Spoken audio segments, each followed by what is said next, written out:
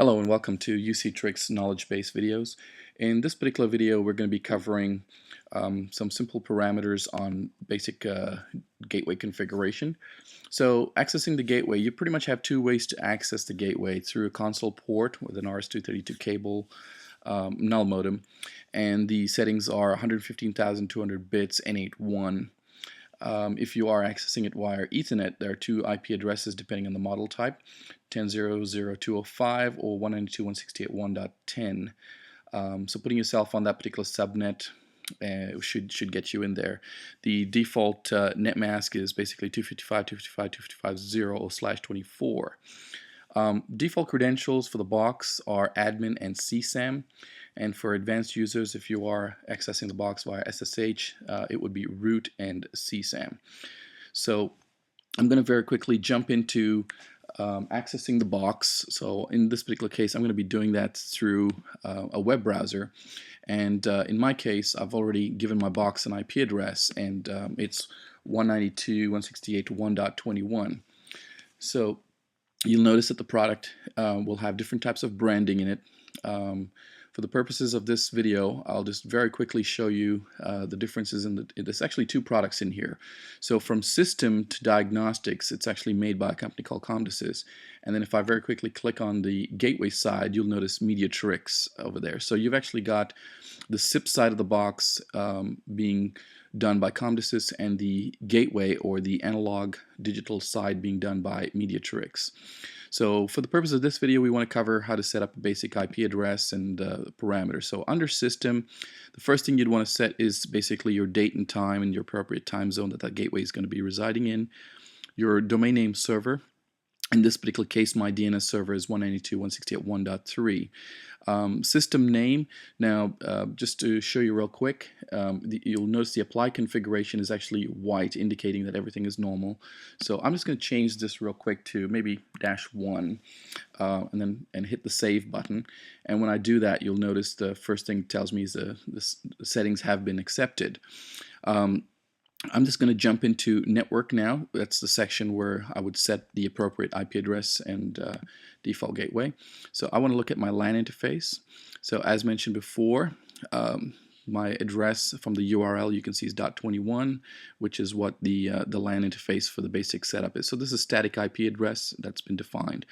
The other thing I want to do is basically add a route.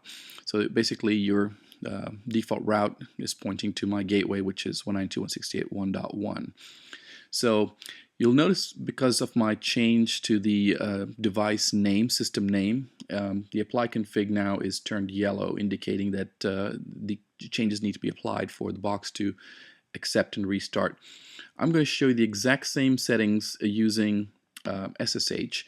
So I'm going to SSH into the box. Remember that the credentials were root and CSAM, 192.168.1.21, and the password is CSAM, SESAM. So if you log in through your console port, you'll get the exact same menu. So option 1 is the area where I would go in and set the IP address. So that's there. And then so basically what you'd be doing over here is selecting option 2, which is where you'd go and set the IP address 192.168.1.21, and then the appropriate default net mask for it. I'm going to hit back real quick and show you option number 5, which is where you'd set your default gateway. So in this particular case, you can see the default route is the .1, like I had mentioned before. So those are the two ways to access and configure the box. The other important information relevant to it is, say you messed up the configuration and you want to start from scratch. If you can access the box, then obviously you can go in and hit the factory restore button. You have on the unit a couple of different modes to make changes for reset default configuration. So holding down the reset switch for 2 to 6 seconds restarts the device, but no changes in the configuration will be made. The power LED will sort of blink and all the other LEDs will be off. So that's one. The second one is if you hold the same reset switch down for 7 to 11 seconds, it sets the device in partial reset mode. So the IP address and the root passwords are all set to default, and you'll notice that all the LEDs will blink. The final one, which is the actual factory reset, you'll have to hold that down for between 12 and 16 seconds, and you'll notice that all the LEDs stay on, stay on steady, indicating that the box is actually, reset, and it's actually gone back to factory. So you'll have to use those factory settings in this particular case. You'll access the box via one of these two IP addresses. So that is a quick tutorial on how to basically access and set up an IP address on the box. Once you're done applying the configurations, it takes approximately 2 minutes for those for the box to boot up from start to finish. What I do so that I don't get too impatient is I actually just go onto the terminal and just ping the device. So 192.168.1.21. So I'll just ping it, and as soon as the box becomes responsive, then I'll notice that the changes have been applied. So that concludes our video, and the next section will basically talk about how to set up the appropriate analog and digital ports. So you can see from the request timeout messages over there how long it took for the box to reset.